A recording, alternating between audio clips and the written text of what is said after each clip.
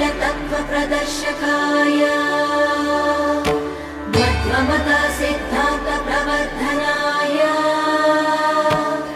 परमगुरु श्री गुरु राघवेन्द्राय नमः।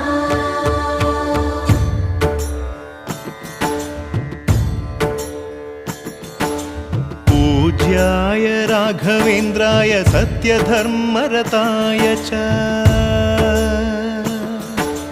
भजतां कल्पवृक्षाय नमतां कामधेनवे।